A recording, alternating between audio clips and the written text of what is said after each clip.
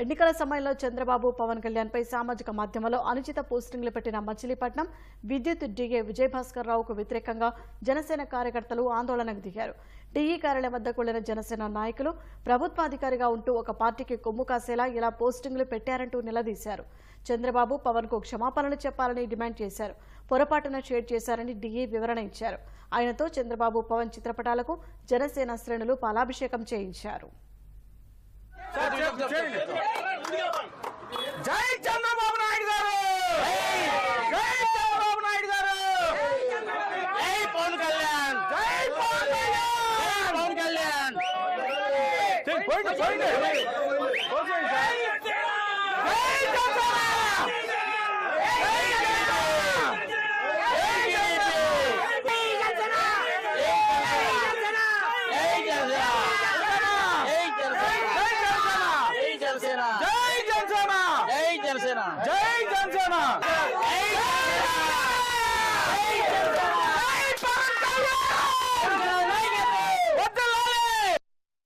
ఈయన ఈ ఫోటోలో ఉన్న వ్యక్తి మచిలీపట్నం, కృష్ణా జిల్లా మచిలీపట్నం ఎలక్ట్రికల్ డిఈ.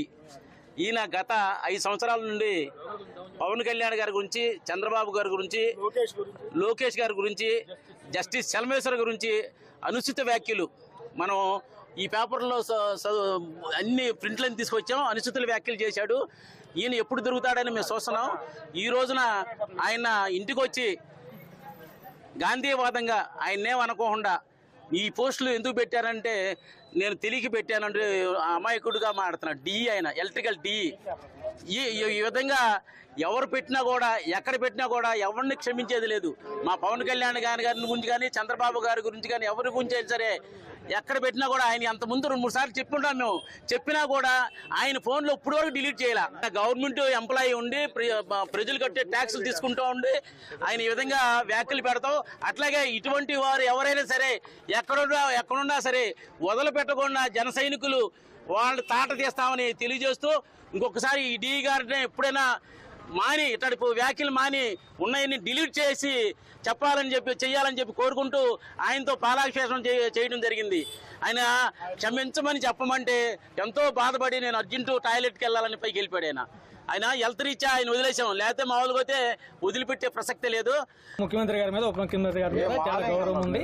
వారి కోరిక మేరకు పాలాభిషేకం చేశారు. ఎంప్లాయీస్ పాలాభిషేకం చేయరండి, మీకు అర్థం కాదు. మీ కార్యకర్తలు